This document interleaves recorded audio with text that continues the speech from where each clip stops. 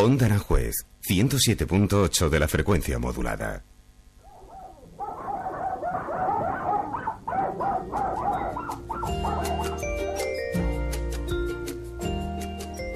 Mágicos Animales, el programa para entender a tus mascotas, aprender a cuidarlos y educarlos. Los miércoles en Onda Aranjuez, Mágicos Animales.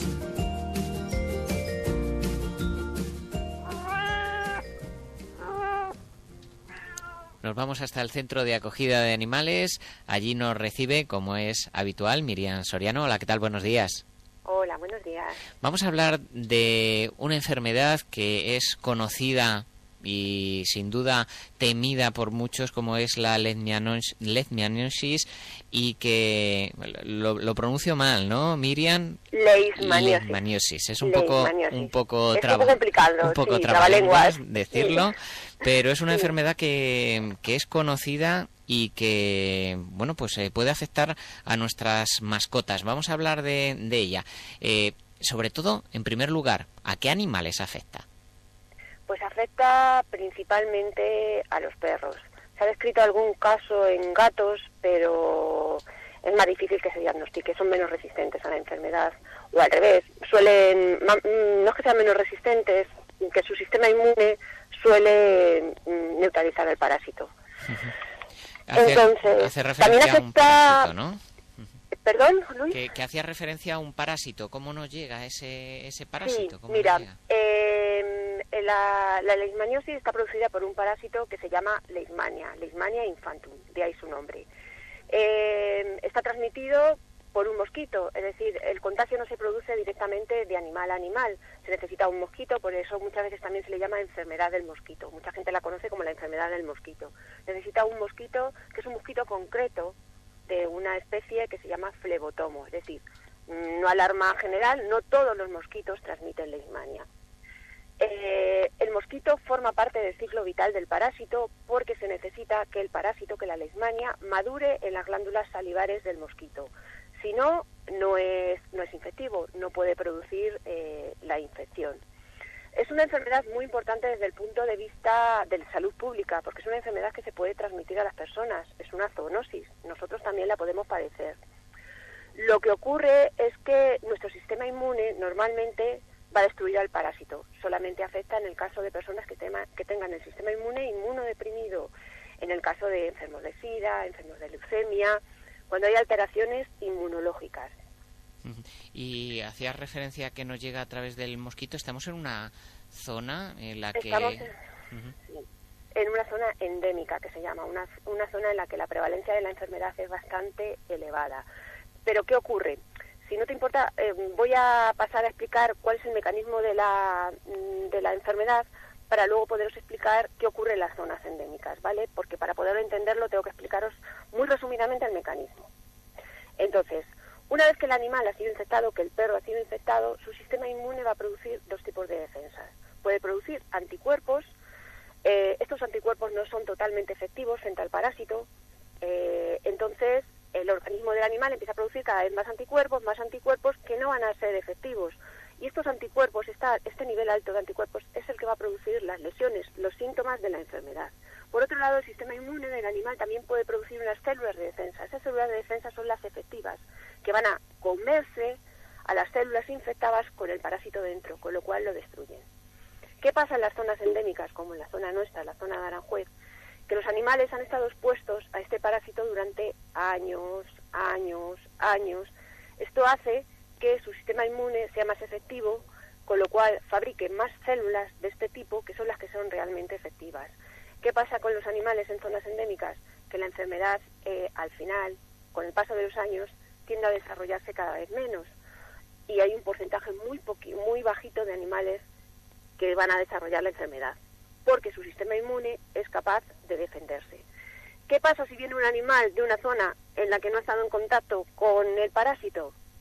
Que va a caer sí o sí, porque su organismo no está preparado para defenderse frente a este parásito. No sé si ha quedado claro. Sí, si tienes alguna duda... ¿Cómo afecta, Miriam, cuando se produce la picadura y es transmisor de la leishmania el mosquito? Mira, en el animal lo que vamos a notar, lo que se les va a notar es una enfermedad crónica, es una enfermedad que los síntomas aparecen varios meses posteriores a la picadura. Los síntomas cada vez son más difusos, un poco por lo que te he comentado de que cada vez la enfermedad, el animal es capaz de vencerla más fácilmente y entonces los síntomas se manifiestan de forma más subclínica. Lo que vamos a ver son lesiones en la piel, dermatitis, heridas, pérdida de pelo. Eso es lo más visual que podemos ver. Luego también puede producir lesiones renales, insuficiencia renal, como consecuencia de esa gran cantidad de anticuerpos de los que hemos hablado. El organismo no es capaz de eliminarlos, el riñón no es capaz, se acumulan en el riñón y al final terminan produciendo lesiones renales. También puede producir lesiones en los vasos sanguíneos.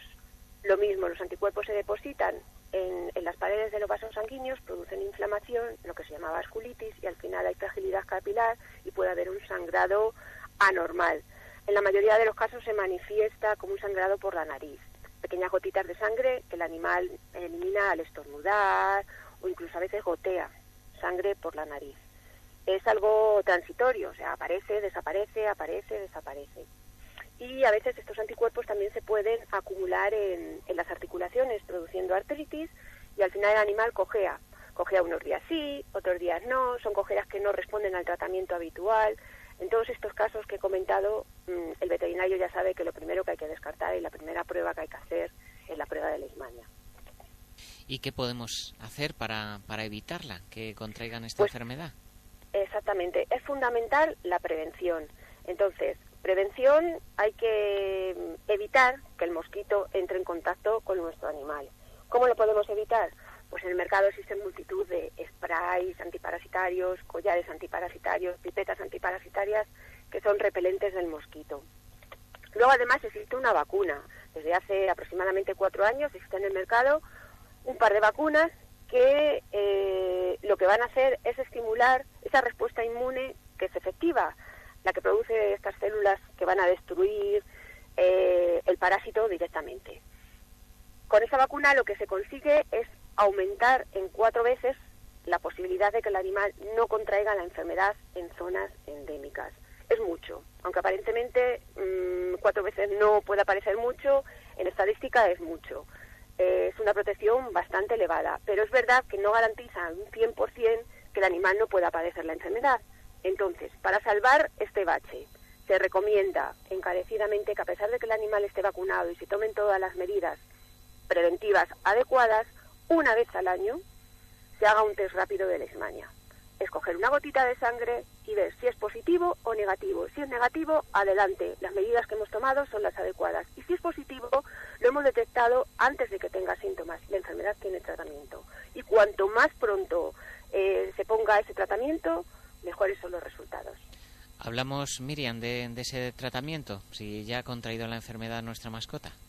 El tratamiento es un tratamiento muy simple, es un medicamento específico para veterinaria que se da vía oral y que no tiene efectos secundarios para el animal, prácticamente.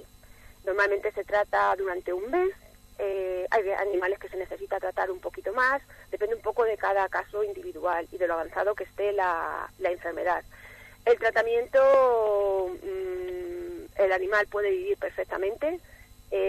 Una vez que se ha hecho el tratamiento, normalmente se hace una revisión, una analítica de revisión cada 6 meses al principio, si el animal va bien, una vez al año, y no hay ningún problema. O sea, el animal va a llevar una vida totalmente normal.